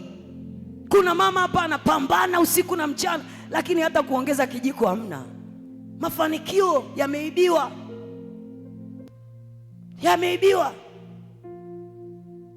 Mwangalia mwenzako, mwambie leo kitaeleweka. Mafanikio. Vijana mko hapa, umri umeshasogea, lakini hapa nafikiri wamefanikiwa wengi. Umri umeshaenda, wewe unalalaga tu kwenu. Yani unalalaga tu kwenu, mamako anatoka na babako mnatoka mlango mmoja. Umri umeshaenda, wewe ni wa kuoa, unatakiwa uwe na chumba chako, ununue kitanda. mafanikio alishaibiwa. Bwana asifiwe. Mwingine ni huduma. Mchungaji, huduma zinaibiwaga. Yaani unahangaika na huduma yako mpaka unafika mahali unasema sijaitwa. Imeibiwa bila wewe kujua. Kama umeshawahi kusikia mwingine anasema hivi, huyu ni nani anaingia kwenye huduma anafanya hivi, alafu mimi ni nani? Mungu anisikii. Mungu anakusikia, ulishaibiwa huduma yako. Katika ulimwengu wa roho huna huduma, wewe uko tu. Kuna mwingine hapa ukiongea naye anakwambia zamani nilikuwa nikienda kuhubiri. Yaani nikihubiri watu wote wanaguswa. Leo kuna nini? Umeshaibiwa. Kuna mtu hapa anakushuhudia anakuambia, mchungaji, nilikuwa nikiamua kufunga na kuomba siku 3 sibanduki. Leo yaani ukisema sasa hivi yuko hapa na amekunywa maji. Nini unafanya? Umeibiwa. Kuna mwingine alikuwa anafanya vizuri kanisani, yaani akikaa hivi anaona pale wachungaji walipokaa zile meza, anaenda ananunua analeta, anakaa hivi anaangalia pale madhabahuni kuna kitu cha kuongeza, anafanya. Sasa hivi akisikia hivyo anasikia nao wamezidi. Alishaibiwa. Ile huduma imeshaibiwa, amebaki tu pale amekaa. Ndugu zangu, usipojua mambo haya katika ulimwengu wa roho, unaweza ukakaa ukafa umeibiwa, unakufa maskini kiroho na kimwili. Kuna mwingine anakuambia, nilikuwa nikifika kanisani mimi zamani na sasa hivi imerudi. Nilikuwa nikitoka nyumbani naenda kanisani Betheli. Yaani nikiwa nyumbani navaa, huwa naletewaga nyimbo zitakazoimbwa ibadani, mchungaji atakavyokuwa amevaa, matukio yote yanayofanyika kanisani. Nikiondoka nikifika kanisani ni kama nafanya marudio. Mwingine anakuelezea hivyo, anakuambia ilikuwaga hivyo, lakini sasa hivi umeibiwa. Mwambie mwenzako umeibiwa. Mwambie umeibiwa. Kuna watu wana kazi, lakini katika kazi hizo wanaishi kama watumwa. Na nyinyi mmewaita jina wabaili. Kuna mtu anafanya kazi ofisi ya maana, na sio kwamba akianguka hana hela. Akianguka ukimsachi waleti yake na hela, lakini ukienda ukimfuatilia nyuma, mmeenda mgawani, halaki kwanza hotelini. Yaani anaenda kula mgawani, kuna wali maharage hapo. Sio kwamba ameambiwa wali maharage, anaogopa kutoa hela, akisema wali kuku gharama itaongezeka. Ameibiwa. Anafanya kazi afanye kufanya. Yaani unasahau unaenda dukani Kariakoo kuna viatu vya mafungu kule, ukikivaa hapa kutoka pale kimeshachomoka. Yaani ukikama unaenda pale unauza viatu, wanataja kule Kariakoo, ukipita 2,200 wewe ndio unawahi pale. Hapo ukimkuta amevaa ka uniform anafanya kazi kwenye taasisi fulani, yuko kwenye 2,200. Maisha sio ya kwake. 2,200 vijora, sijui shilingi ngapi, sijui 300, sijui shilingi ngapi. Bwana asifiwe. Saa nyingine afya inaweza kuibiwa. Ndio maana magonjwa kila siku. Yaani afya yako haiko, wewe ni wa hospitali. Kuna wengine hapa manesi wanawauliziaga na madaktari wao bingwa, mbona sijakuona? Utafikiri una ajenda na yeye. Mbona uji sijakuona kliniki? Siku hizi imekuwaje, mbona uji? Yaani anakuulizia wewe, unatakiwa uende hospitali ukapewe dawa. Umeibiwa. Lakini saa nyingine hata sura, uzuri. Watu kuna mavazi wanavalishwaga, yaani mtu anakuona, anapokuona sivyo ulivyo. Bwana asifiwe. Yaani akikuona, kuna dada mmoja, nina kazi ya ziada pale kanisani. Yule dada ana umri umesogea kidogo mbali, hajaolewa. Yaani mwanaume akimsemesha leo anakimbia. Yaani mwanaume anakimbia. Yaani anakimbia. Nikamwomba Mungu anisaidie. Sijui amevishwa sura ya nini. Na akija ananiambia, mama, kwani mimi nina kasoro gani? Naambia una kasoro mwanangu. Nikaomba, siku nikamwambia mwanangu, tuingie kwenye maombi. Tuvue hizo sura ulizovalishwa na uzuri umeshatolewa. Yaani kuna saa mtu akikuangalia hivi, badala ya kukuona wewe anaona mnyama. Kuna mama mmoja kule kanisani kwetu kule Arusha, alikuwa anajipaka nini? Mama mchungaji, usijipake. Ile inaitwa nini, poda. Ile kama fila. Sijui nini. Yaani mpaka hapa pote, yaani akisweti hivi panachuruzika udongo. Amebandika fila, amesakafia uso, amesakafia, akikaa hivi ukimwangalia unasema kuzimu imetokea saa ngapi? Yani amechomoka kuzimu saa ngapi? Na mdomo akaupaka ukawa mwekundu kama amechinja kuku. Yani akija na macho huku sio amekaa vidude gani, ana makope kama kucha hivi. Sasa akija tu hivi unashtuka, alishaibiwa sura yake, anavalishwa sura ya vikatuni hajui. Msicheke jamani, ni mambo magumu. Lakini wakati mwingine unaweza kuwa umeibiwa ujasiri, uthubutu kufanya kitu. Uthubutu kufanya kitu. Yani umeibiwa, sasa hivi ukitaka kufanya biashara, hasara, ujasiri. Bwana asifiwe. Sasa kuna hilo la kwanza, watu hawa ni watu walioibiwa na kutekwa. La pili linasema wamenasa katika mashimo. Ili tutaendelea nalo kesho. Ninaposema kunasa katika mashimo, nina maana kwamba katika ulimwengu wa roho kuna mashimo yaliyoficha maisha ya watu ili wasiweze kufanya chochote kimwili na kiroho. Chochote. Yani mtu amefichwa kwenye shimo, yani unafanya kama kumshtua, lakini hafanyi chochote. Katika hili tutazungumza zaidi kesho, lakini nikwambie hivi, hakuna adhabu mbaya kama kufichwa shimoni na huku umeokoka. Hata wale unaoenda kuambia umeokoka hawataokoka kwa sababu hawakuoni. Umefichwa kwenye shimo. Yani unapokwenda kumwambia mtu okoka, anakuangalia juu mpaka chini, anasema huyu naye ananiambia nitoke kwenye raha niende huku kwenye shida. Uko kwenye shimo. Na unapokuwa umeshikwa, yani uko kwenye shimo, huoni fursa. Yani unakaa na mtu, umekaa naye hapo, akitoka hapa akili na chaji. Unajua nikiweka pale kibanda nikachoma mishikaki na chipsi napata hela, akiweka anapata. Wewe umekaa hapa unasema hamna kazi, uko shimoni.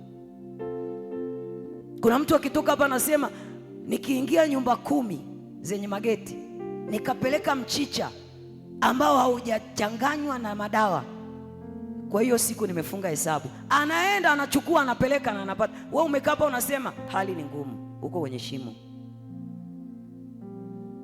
Bwana asifiwe. Kuna mtu yuko hapa anaandika, kuna vitu vinaitwa proposal. Anafikiri biashara fulani, anaiandikia proposal, anaandikia na pesa na kila kitu, alafu anasema sasa hapa ninakwenda. Lakini wewe ukikaa hivi unasema mambo ni magumu, hakuna pesa. Tofauti ya maskini na tajiri. Tajiri anaona kitu ambacho maskini haoni. Na ni kwa nini maskini haoni? Kwa sababu yuko shimoni. Simama kwa miguu yako. Simama, kwa sababu maombi ya sasa hivi ni ya ukiri. Kila mtu anakwenda kung'ang'ana na jambo lake. Chukua sadaka yako kwa haraka.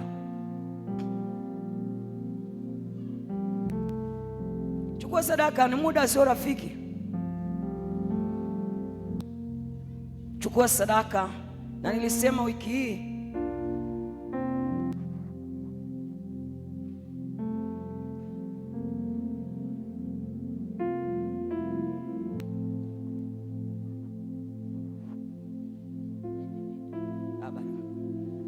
chukua sadaka yako.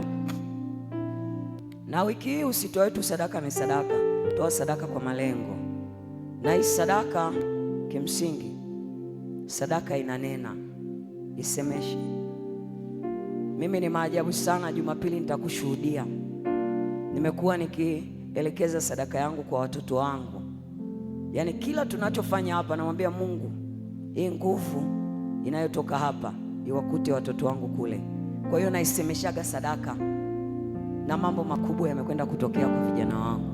Jumapili nitakushuhudia. Kwa hiyo unapotoa sadaka, toa kimalengo, usitoe tu kawaida. Chukua sadaka yako, ishike kwa mikono yako miwili. Sadaka hii, Biblia inasema sadaka inanena. Na kama sadaka inanena, inasikia. Na kama inasikia, sisi tuko katika mwaka wa neno katika utendaji. Mwaka wa neno katika utendaji ni kuzungumza, kukiri, kusema. Sasa kwa dakika chache nenda ukaisemeshe hiyo sadaka kwamba unataka Mungu aseme nini au afanye nini kwa habari ya maisha yako na familia yako. Lakini leo kwa sababu tunakwenda kuomba maombi ya kutoka maeneo ambayo tumetekwa na tumefichwa, mwambie Mungu, kwa sadaka hii leo nikaondoke kwenye vifungo, leo nikafunguliwe. Na kama una familia yako, mtoto, vijana ama mume wako aliyefungwa, tamka kwenye hiyo sadaka. Kama ni uchumi wako, tamka. Mungu anakwenda kutenda. Kila mmoja zungumza na sadaka yako. Baba, ni wakati mwingine tena tunakuja mbele zako na sadaka hizi. Ongea na sadaka yako. Baba, umesema nasi kwa habari ya neno lako, neno katika utendaji kwa mwaka huu. Nasi tunajua neno lako linakwenda kutenda maajabu jioni ya leo. Leo tunakwenda kuthibitisha utendaji mkubwa wa neno lako katika madhabahu yako hii. Baba, sadaka inanena, hivyo sadaka inasikia. Ninatamka sasa kwa sadaka hii watu wakawekwe huru kutoka kwenye vifungo. Kwa sadaka hii watu wakapokea miujiza mikubwa. Kwa sadaka hii watu wakatoke kwenye mashimo waliofichwa. Kwa sadaka hii watu wakaachiliwe na vile vifungo vilivyowakamata. Kwa sadaka hii watoto wangu wakakuone Yesu. Kwa sadaka hii, kama kuna kifungo cha siri kwa watoto wangu kikafunguliwe. Kwa sadaka hii huduma yangu kama imeibiwa ikaachiliwe. Kwa sadaka hii Bwana, ninaomba ukatende mambo makubwa. Na kwa sadaka hii Bwana, ninaomba Bwana, nguvu zako zinazokwenda kushuka zikafungue vifungo vya siri na vya wazi kwa watu waliofika katika ibada hii. Baba, tunakutolea sadaka hii, ninaomba ukaikubali na ukaitakabali Baba, ikafanyike sababu ya sisi kuwekwa huru, katika jina la Mungu Baba, jina la Mungu Mwana na jina la Mungu Roho Mtakatifu, amen. Kimbiza sadaka yako, praise. Kimbia hapo madhabahuni.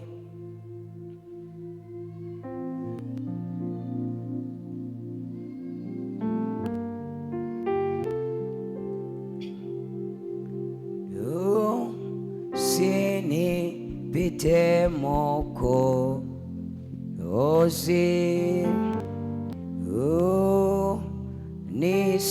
nisikie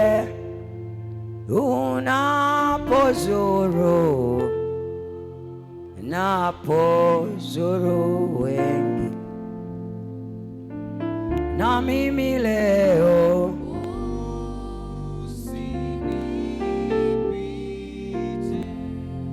ita Yesu, msaada wangu. Oh, ninaomba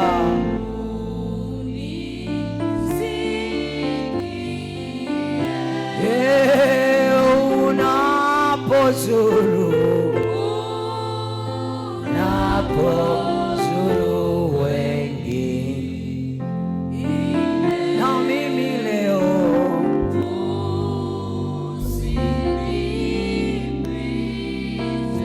naomba inamisha kichwa chako. Hatua ya kwanza, najua leo vile vifungo vilivyoshikilia watu kwa muda mrefu vinakwenda kuachilia. Ninajua kwa sababu Mungu ni mwaminifu na neno lake ni kweli tena amina. Ili Mungu akufungue, ni lazima uwe na mahusiano mazuri na Mungu. Wakati tumeinamisha vichwa vyetu, niombe wewe, kama unatamani kufunguliwa lakini bado ulikuwa haujayatoa maisha yako kwa Mungu, unataka leo usiondoke na huo msiba wako, unataka leo Mungu akutendee. Tukiwa tumeinamisha vichwa, inua mkono wako mmoja juu. Kimbia hapa mbele, kimbia mara moja. Mchungaji, naomba ondoe madhabahu hiyo hapo. Kimbia mstari wa mbele hapa, usiogope.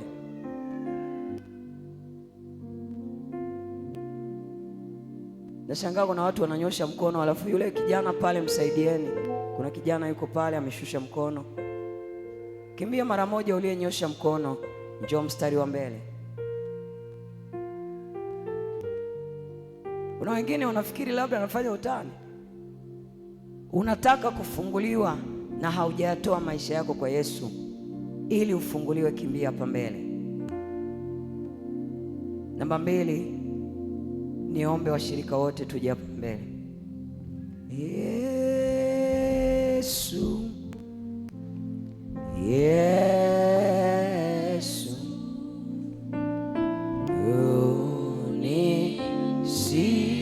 unisikie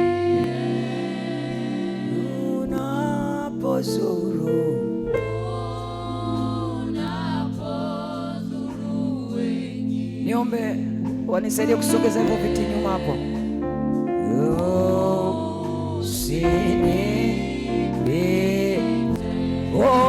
Ita Yesu, ita Yesu, ninaomba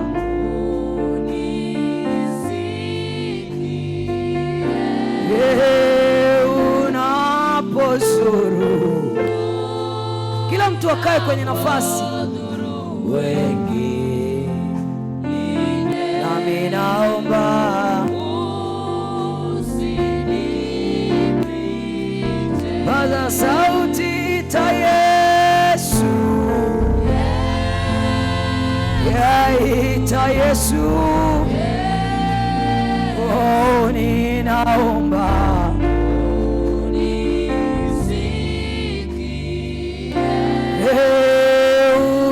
unapozuru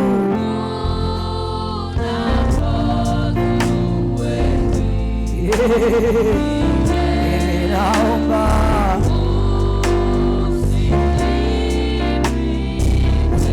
Inua mikono yako juu ukiwa umefumba macho yako.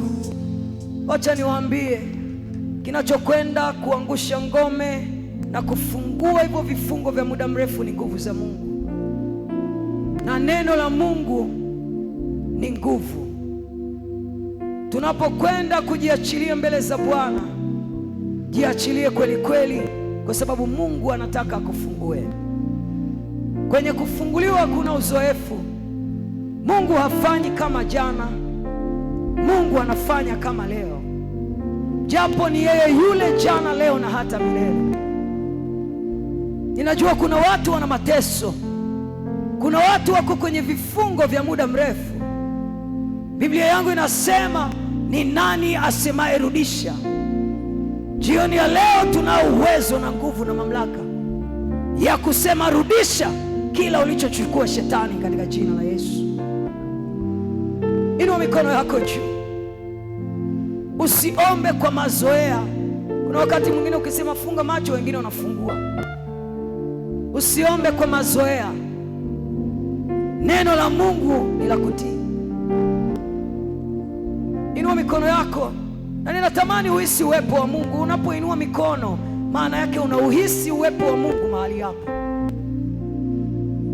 Usiogope. Nguvu za Mungu zinaposhuka kukutoa kwenye vifungo, wakati mwingine hazizuiliki wala kuvumilika. Ni wakati wa sisi kujiachia mikononi mwa Bwana. Inawezekana una vifungo usivyovijua.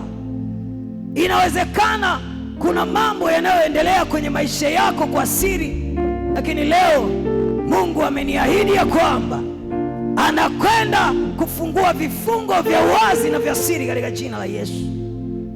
Inua mikono yako juu. Nitakuongoza maombi haya, alafu nitatoa sekunde chache za kumwita Yesu. Unapomwita Yesu, nitakuelekeza maombi ya kwenda kufungua vifungo vyote, kwa sababu nikikuongoza maombi haya, unapomwita Yesu unapokea nguvu. Ukishapokea nguvu, unakwenda kutoka kwenye vifungo vyote ulivyofungwa katika jina la Yesu. Sema, Yesu, Yesu, ninakuja mbele zako jioni ya leo. Ninajua leo ni siku yangu ya kufunguliwa kutoka kwenye vifungo vilivyonifunga. Yesu, mwaka uliopita nimehangaika, nimeteseka, nimepita pagumu, lakini leo umekusudia kuniweka huru kwa neno lako katika utendaji. Yesu wangu, ninachojua Mungu ni neno, Yesu ni neno.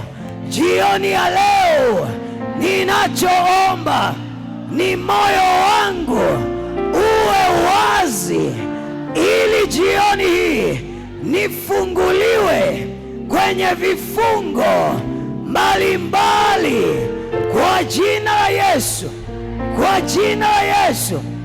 Jioni ya leo ninaomba, ikiwa kuna vifungo ndani yangu, vikaondoke, vikakatike kwa jina la Yesu.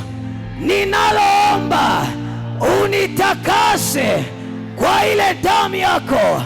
Nioshe leo, osha moyo wangu, osha nafsi yangu, osha mwili wangu kwa damu yako, kwa damu yako. Yesu, ninahitaji kuguswa na wewe, ninahitaji moyo wangu ukupokee wewe kwa jina la Yesu, kwa jina la Yesu. Ninaomba kizuizi chochote ndani yangu kiondoke kwa jina la Yesu, kwa jina la Yesu, kwa jina la Yesu, kwa jina la Yesu. Inua mikono yako.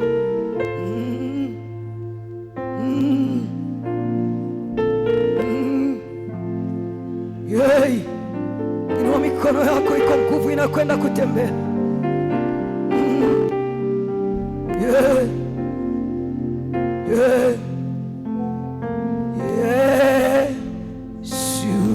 Ita Yesu. Yesu, naomba unisikie.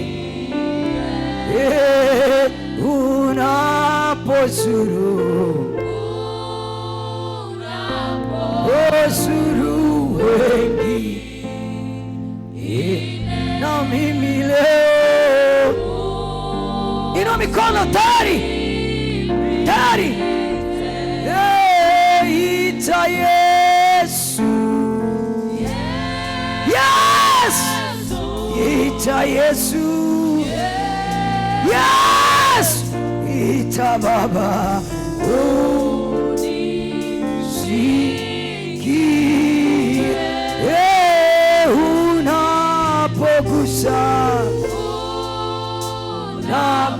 Unapogusa wengi,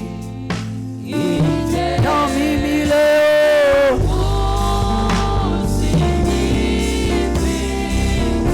Kateri, sema Yesu, sema Yesu, sema Yesu, Yesu, Yesu, Yesu, Yesu, Yesu, Yesu. Inua mikono yako juu. Ikolobo shakata, yenderebo sakarikata, yelabo shandarika. Iko nguvu inayokwenda kutembea. Iko nguvu, ita kwa sauti yako yote, ita kwa sauti yako yote. Sema Yesu, Yesu, Yesu, Yesu, Yesu. Anza kuita Yesu, ita Yesu, ita Yesu, ita Yesu, ita Yesu, ita Yesu, anashuka. Ita Yesu, ita Yesu, ita Yesu. Ndio, ndio.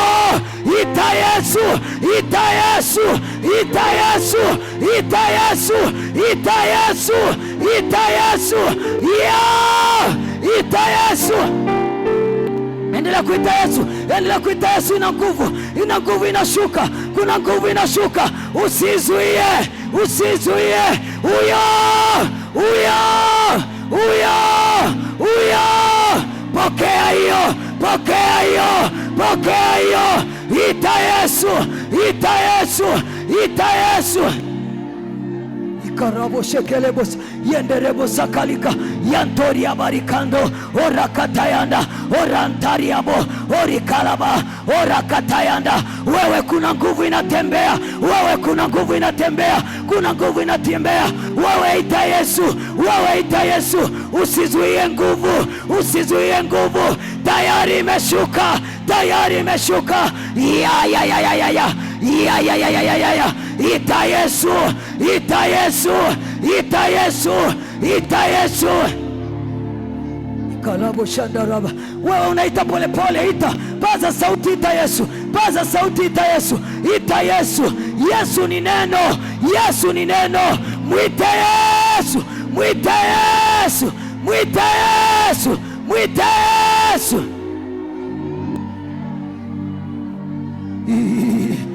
Ikalabo shandaraba yendarikata yekalabo shandaraba. Wewe ng'ang'ana, ita Yesu, wewe ng'ang'ana, ita Yesu. Watu wanapokea nguvu, watu wanapokea uweza, watu wanapokea neno. Ita Yesu, ita Yesu. Yakata yandariboribo yakalabo shanda. Ita Yesu, wewe ita Yesu, ita Yesu. Anashuka kama moto, ita Yesu. Anashuka kama panga, ita Yesu, ita Yesu, ita Yesu, ita Yesu, ita Yesu. Rikolobo shandaraba yekata yekataya yekataya yekataya yekataya. Ameshuka kama moto, ameshuka kama moto. Wanasikia moto mwilini, wanasikia moto umeshuka. Moto huo, moto huo, moto huo, moto huo, moto huo, moto huo.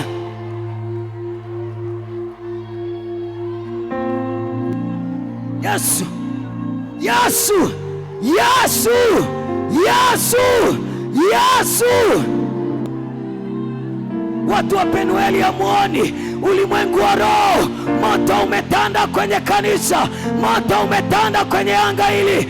Ng'ang'ana, ita Yesu, ng'ang'ana, ita Yesu, ng'ang'ana, ita Yesu. Yesu,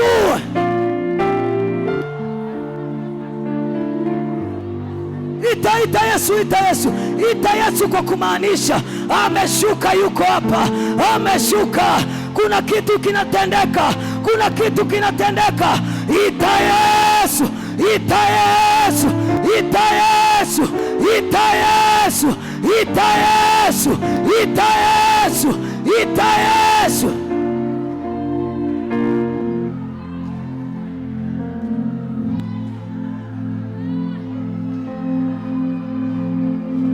Kuna watu wanajizuia. Moto umeshuka, moto umeshuka, moto umeshuka, moto umeshuka. Kamba zinakatika, moto umeshuka. Ng'ang'ana wewe, ng'ang'ana huo moto, ng'ang'ana wewe. Vifungo vinaachia, nira zinakatika, kamba zinaachia. Ita Yesu, ita Yesu, ita Yesu, ita Yesu.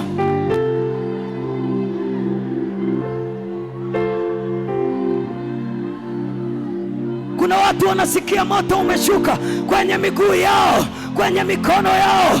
Ita Yesu, ita Yesu, ita Yesu, ita Yesu.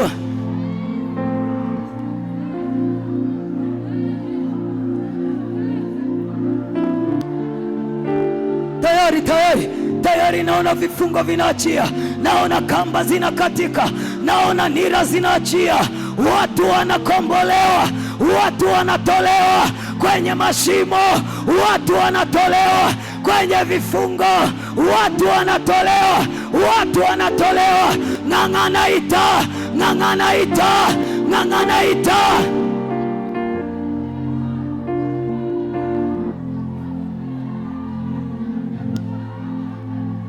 Ai, kuna mtu anaponywa mgongo, kuna mtu anaponywa mgongo, kuna mtu anaponywa mgongo.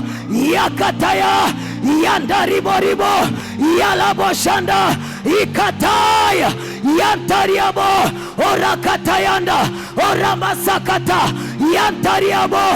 Aya, ameshuka tayari, watu wanahudumiwa tayari, watu wanahudumiwa. Ameshuka huyo. Aya, aya, aya, aya. Ng'ang'ana, ng'ang'ana. Moto naona unapita, moto naona unapita, moto naona unapita. Hey! Endelea kuomba, endelea kuomba. Moto unapita, moto unapita. Unatoa watu kwenye mashimo, unatoa watu kwenye madhabahu. Nira zinaachia, kamba zinakatika. Endelea kulia, endelea kuomba. Ita Yesu, ita Yesu.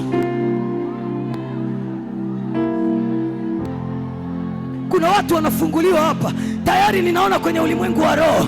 Wewe ng'ang'ana, wewe ng'ang'ana wewe. Haya, haya, haya, haya, haya, haya, haya, haya, haya. Haya, uvimbe unaondoka. Haya, uvimbe unaungua. Haya, uvimbe unayeyuka. Haya, haya, haya, haya. Huo moto unatembea, huo moto unatembea. Wow!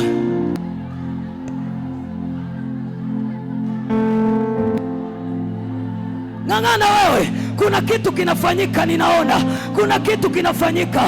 Watu wanaondolewa kwenye roho ya umaskini, watu wanaondolewa kwenye mashimo, kwenye makaburi, watu wanaondolewa. Haya, haya, haya, haya.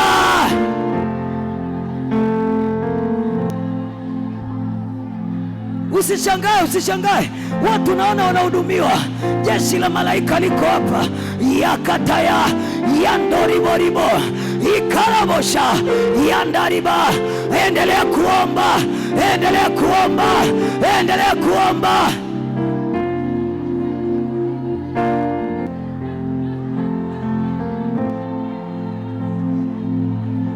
Ayayayayaya, ayayayayaya. Kuna watu wanaponywa, kuna watu wanaponywa. Ng'ang'ana na wingu hili wewe, ng'ang'ana na wingu hili. Haya,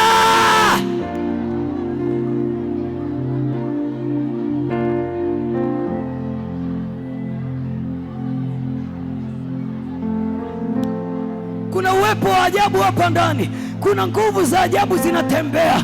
Usishangae mwenzako, usishangae mwenzako. Wengine wako chini wanahudumiwa. Usishangae mwenzako. Ng'ang'ana na wingu hilo, ng'ang'ana na wingu hilo.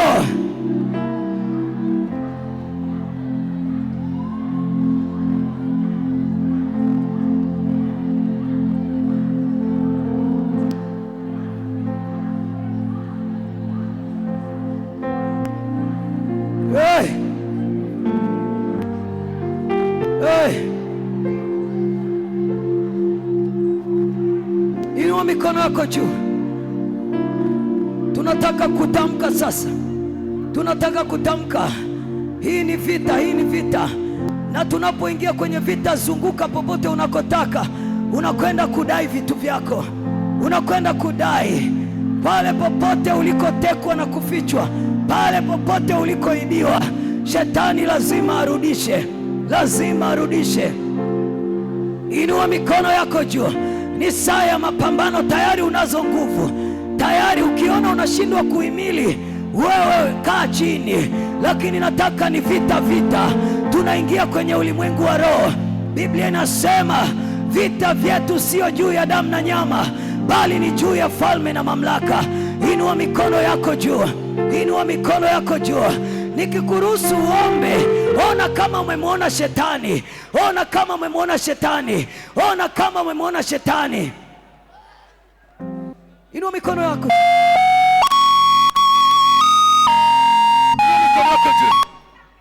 Roho Mtakatifu ananiambia kuna watu ambao mikono yao imefungwa, imefungwa, kila wanachoshika kifanikiwa. Inua mikono juu, inua mikono juu. Kuna moto unataka kupita wakati huu, kuna moto unapita kwenda kukata kamba. Ninasimama madhabahuni hapa, Ninaona mikono kama imefungwa pingu. Ninaona mikono kama imefungwa pingu. Mwaka uliopita umefanya kila unaloweza, hakuna ambacho kimefanikiwa. Inua mikono yako juu. Inua mikono yako juu. Nataka nikuongoze kuita moto. Ukiwa umeinua mikono yako, Mungu anakwenda kuachilia moto juu ya hiyo mikono, na hiyo kamba ninayoiona inakwenda kukatika. Hayo ni maelekezo ninapewa. Inua mikono yako juu. Inua mikono yako juu. Ninakuongoza moto mara 7. Ninaongoza moto mara 7. Usiogope nguvu ikishuka. Usiogope, unafunguliwa. Inua mikono yako. Sema moto. Fire. Moto. Moto. Moto. Moto. Moto. Moto. Moto. Moto. Endelea kuita moto. Endelea kuita moto kwenye mikono yako. Endelea kuita moto. Endelea kuita moto. Mikono inafunguliwa. Mikono inafunguliwa. Ita moto. Ita moto. Ita moto. Ninaona pingu zinaachia. Ninaona pingu zinakatika. Ita moto wewe. Ita moto. Ita moto. Mikono yako inaachiliwa. Inaachiliwa.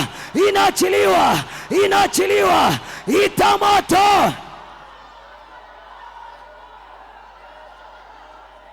Ni tendo la kiroho. Ni tendo la kiroho. Mikono yako inawaka moto. Mikono yako inawaka moto. Kamba zinaachia. Kamba zinakatika. Washa moto. Washa moto. Washa moto. Washa moto. Washa moto. Ita moto. Ita moto.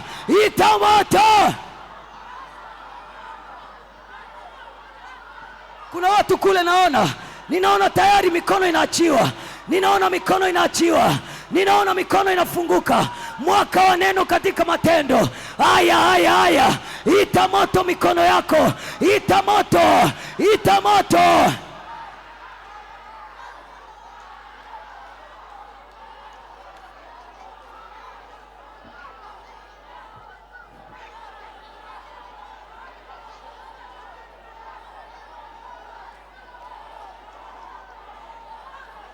Fire!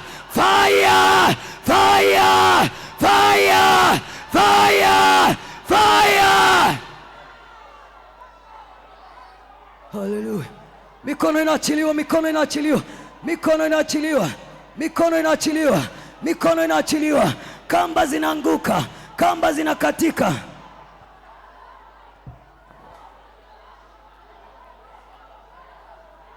Inua mikono yako juu. Sema kwa jina la Yesu.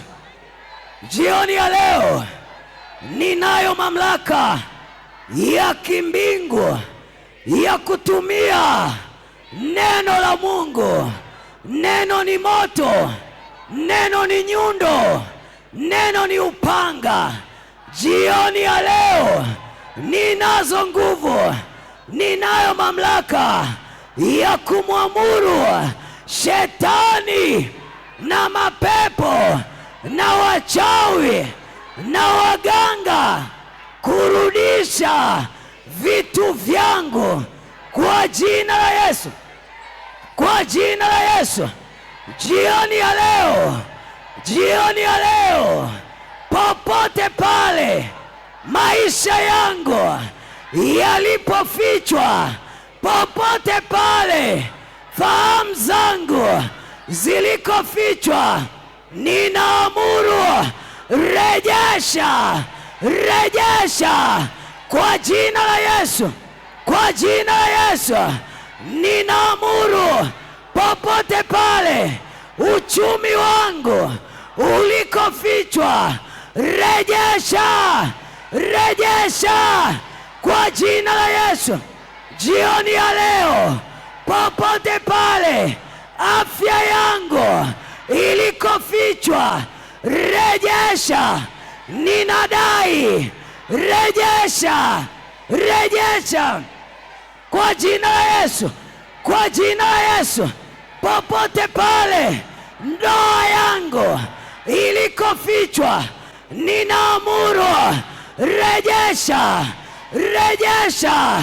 rejesha mafanikio yangu, rejesha uchumi wangu, rejesha ndoa yangu, rejesha fedha zangu, rejesha kazi yangu, rejesha biashara yangu, rejesha wateja wangu, rejesha huduma yangu, rejesha, rejesha, rejesha. Ingia kwenye maombi, rejesha. Ingia kwenye maombi kimkakati. Nyang'anya vitu vyako, nyang'anya uchumi wako, nyang'anya. Nione watu wanaomba, nione watu hapa sasa. Pawe uwanja wa vita. Kamata shetani, nyang'anya. Kamata shetani, nyang'anya. Nyang'anya mume wako, nyang'anya ndoa yako, nyang'anya huduma yako, nyang'anya fedha zako, nyang'anya biashara yako, nyang'anya wateja wako. Haya, haya, haya. Nyang'anya masomo yako. Haya, nyang'anya. Haya, nyang'anya mafanikio yako, nyang'anya wewe, nyang'anya wewe. Watu wamesimama, nyang'anya, nyang'anya. Mkabe achie, mkabe achie. Nyang'anya leo, nyang'anya mifugo yako, nyang'anya shamba lako, nyang'anya faida zako. Haya, nyang'anya, haya, nyang'anya maisha yako, nyang'anya leo, nyang'anya leo. Kuna watu hamnielewi. Ni uwanja wa vita sasa, ni uwanja wa vita. Tembea, nyang'anya, tembea. Wewe ndio unajua kilichoibiwa kwako. Nyang'anya, tembea huku na kule, nyang'anya.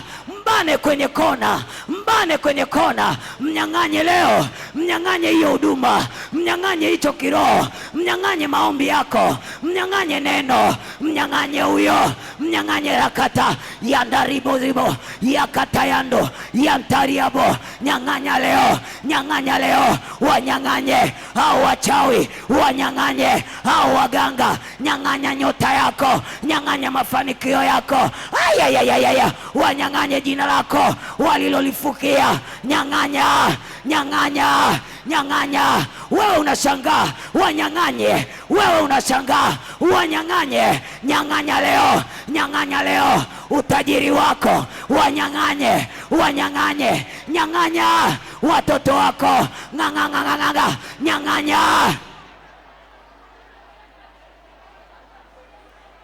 Niko kama siwaelewi. Mnamnyang'anya shetani kipole, mnyang'anye kibabe, mnyang'anye, mwambie achia. Kama vile umemuona, arudishe, arudishe, rudisha vyote, rudisha, rejesha mara 7, rejesha huduma yangu, rejesha kanisa, rejesha leo, rejesha maombi, rejesha, rejesha, rejesha, rejesha, rejesha pesa zangu, uchumi wangu, wateja wangu, rejesha leo.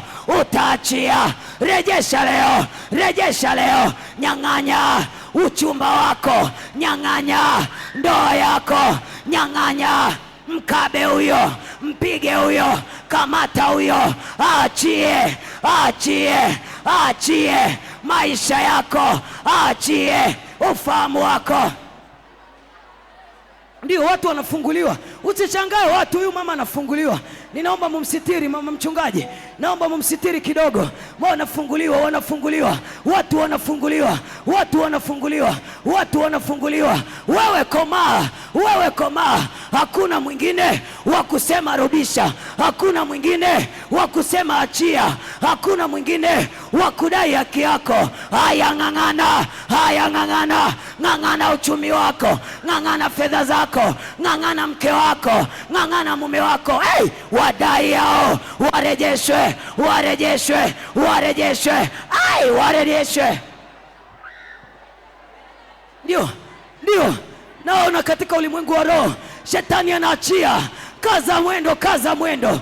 Nyang'anya wewe, usiogope. Ukimpiga nyani usimwangalie usoni. Nyang'anya wewe, nyang'anya sura yako, nyang'anya maisha yako, nyang'anya leo, nyang'anya leo. Shetani achie bana huyo, achie leo, achie leo, achie leo. Aya, achie leo, achie leo. Watu hawaelewi. Achie leo, achia ndoa, achia kazi, achia uchumi, achia fedha, achia wateja. Rudisha wote, rudisha leo, rudisha, rudisha nyota yangu, rudisha leo, rudisha.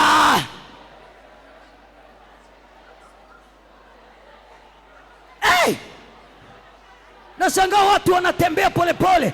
Nyang'anya wewe, mdai shetani, nyang'anya akili ya watoto wako, nyang'anya maisha yao, nyang'anya warudishiwe. Haya, haya, haya, haya, haya, haya, haya leo, haya, haya leo, haya. Kile cheo chako alichokizuia, nyang'anya leo. Lile shamba lako alilokunyang'anya, hey, rudisha leo, rudisha leo, rudisha leo, rudisha leo. Ule uchumi wako rudisha leo. Haya, haya, haya, haya, haya, haya, haya, haya. Mnyang'anye huyo, mnyang'anye huyo, muweke kwenye 18. Aachie leo, aachie leo, aachie leo, aachie leo. Haondoki na kitu, haondoki na kitu. Nyang'anya wewe, nyang'anya wewe, nyang'anya wewe, nyang'anya huyo, nyang'anya huyo. Kuna watu waona hasira, wanamhurumia shetani. Mnyang'anye.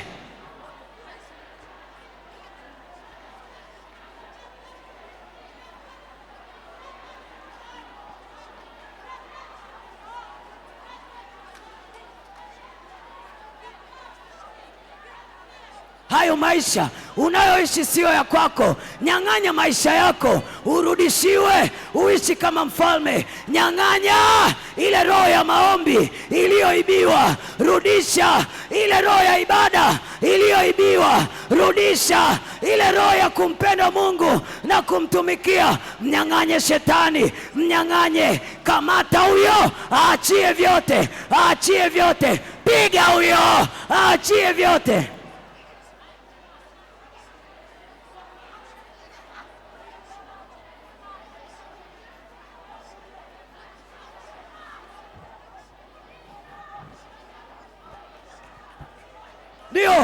Ndio watoto wananyang'anya. Mwambie rudisha, mwambie rudisha. Kufaulu kwangu, mwambie rudisha. Masomo yangu, rudisha, rudisha, rudisha, rudisha.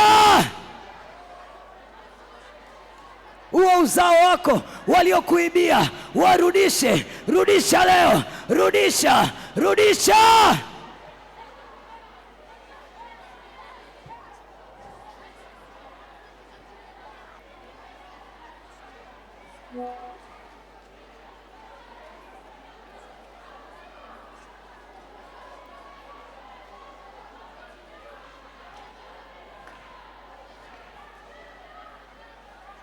Rudisha wewe shetani. Achia uchumba wa watu, achia ndoa za watu, achia uchumi wao, fedha zao, mitaji yao ulikoizuilia. Achia wewe.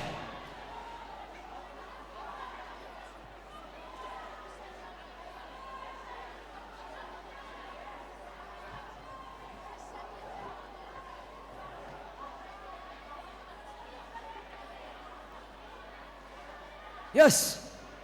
Yes. Yes.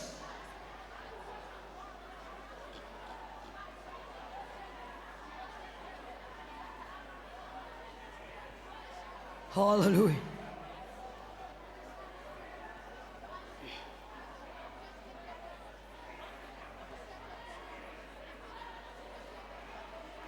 Yo. Hallelujah. Inua mikono yako juu. Inua mikono yako juu.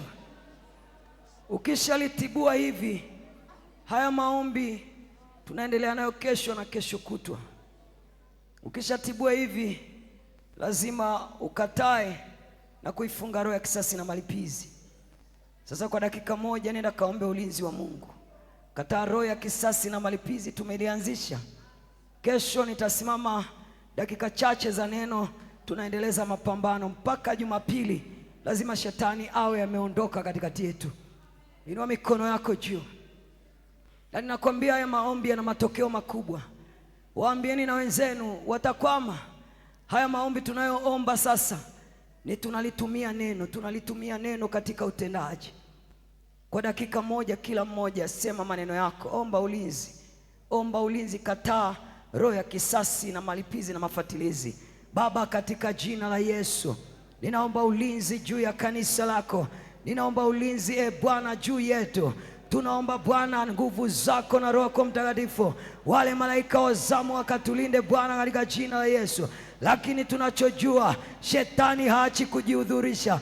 Baba, tunakataa, tunaifunga roho ya kisasi na malipizi na mafatilizi juu ya maisha yetu, familia zetu, huduma zetu, kazi zetu. Unaifunga katika jina la Yesu. Ninafunga roho ya malipizi na kisasi juu ya kanisa lako. Kuanzia sasa, kanisa likalindwe na moto, nyumba zetu zikalindwe na moto. Ewe adui, huna mamlaka, huna nafasi katika jina la Yesu. Hautatuona na hautaanzisha chochote cha kutuzuia kupigana vita hivi. Baba, katika jina la Yesu tunaamini ya kwamba hakuna roho chafu, hakuna roho ya malipizi, hakuna roho ya mafatilizi itakayotufuatilia katika jina la Yesu. Katika jina la Yesu, nenda mbele za Bwana, mwambie Bwana asante. Baba, asante kwa ibada ambayo umekuona wewe. Nimeona Bwana katika ulimwengu wa roho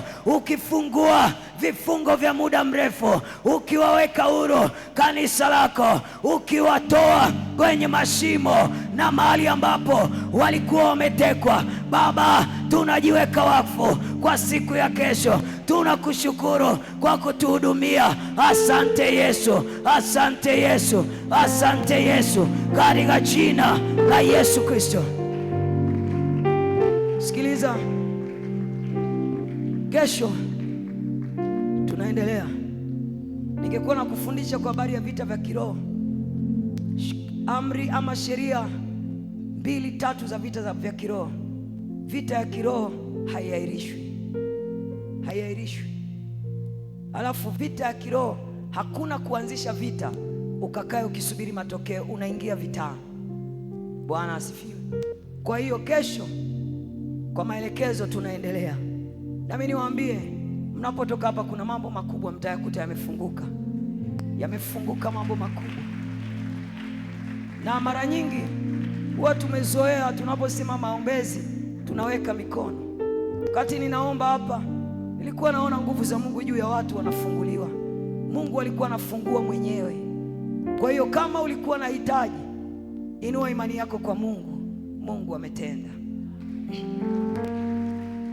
Kabla ya kufunga, muda umeenda, niliahidi watoto waje. Watoto wote sogea hapa. Hao watoto, naomba wazazi wote mnyoshe mikono kwa hawa watoto.